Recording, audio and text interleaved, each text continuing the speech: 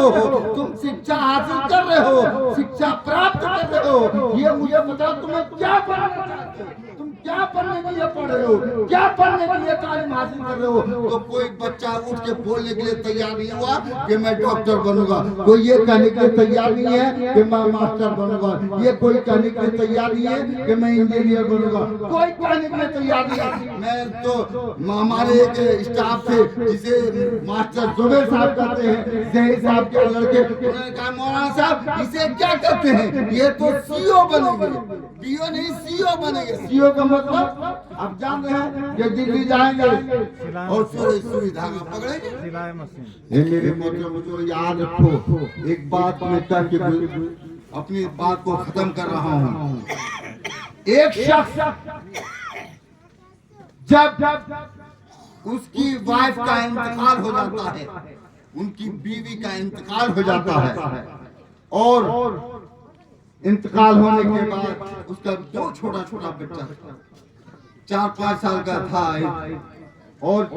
5 साल का था, 6 साल का था, छोटा छोटा दो ही लड़का था। उन्होंने सोचा माँ जब चली गई मैं कोई दूसरी शादी नहीं करूंगा। आज ऐशो इशरत के लिए शादी करते हैं, लेकिन उन्होंने कहा मैं शादी नहीं करूंगा,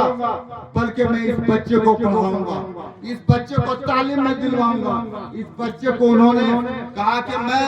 घर को छोड़ दूंगा, अपने वतन को छोड़ दूंगा, अपने गांव को छोड़ दूंगा, लेकिन इस बच्चे को मैं पढ़ाऊंगा। इस बच्चे की मोहब्बत को देख करके उन्होंने एक हॉस्टल में ले जाके दाखिला करा दिया, एडमिशन कराया। एडमिशन कराने के बाद वो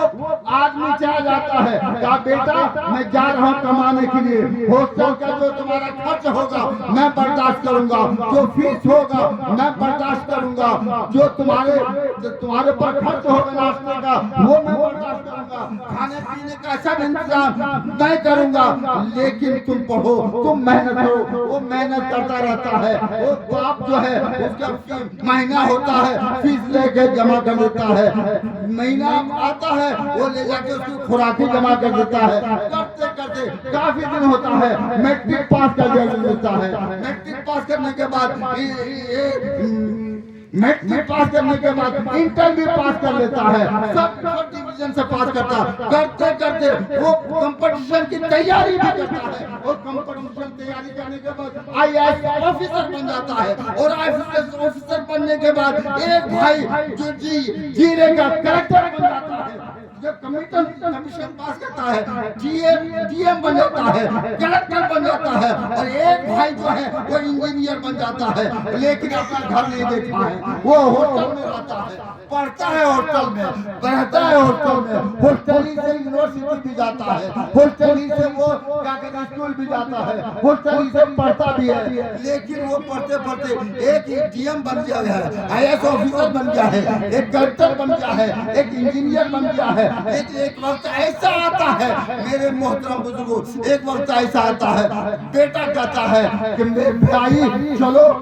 कहाँ काम करता है उसको थोड़ा देख ले, बाप कहाँ नौकरी करता है हम नहीं जानते हैं, लेकिन बाप को जब पता चला कि फला गाँव में रहता है, फला गाँव गया वहाँ जाके तलाश किया, फला नाम का कोई आदमी रहता है, कहा कि यहाँ कोई नहीं रहता है। उसके बाद पूछा कोई नहीं रहता है, एक बच्चा दौड़ता हुआ आता है, एक लड़का आता है, कहता है हाँ मैं जानता हूँ वो आदमी तो झोपड़ी में रहता है, कहा कि झोपड़ी में, मेरा बाप झोपड़ी में नहीं, अरे कहीं काम करता होगा, कोई मजदूरी कोई अच्छी नौकरी करता होगा, लेकिन वो झोपड़ी के पास वो बेटा दोनों जाके खड़ा हो जाता है। वो खड़ा होने के बाद कलेक्टर साहब इंतजार करते रहते हैं, इंजीनियर साहब इंतजार करते रहते हैं, इंतजार करने के बाद जब शाम का टाइम होता है तो वही बाप जो है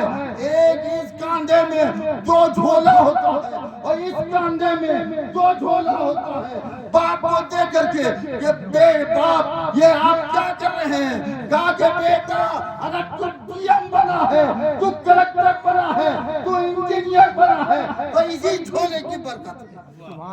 इसी झोले की बरकत है। आज मैं उन बापों से कहना चाहता हूँ, हे मेरे नौजवान दोस्तों, अगर बच्चा है तो बच्चे को पढ़ने पर तालीम हासिल करने पर खर्च क्या करो, और खर्च करोगे तो कैसे करे वही बच्चा अपने बाप को बाप समझेगा, अपने भाई को भाई समझेगा। सबने भारत की निगाह दिलाई। अल्लाह ताला की बारगाह में दुआ है हम तमाम लोगों को शरीयत मुतारा पर अमल करने की तौफीक रफ़ीक अता फरमाए। सलाम अलैकुम।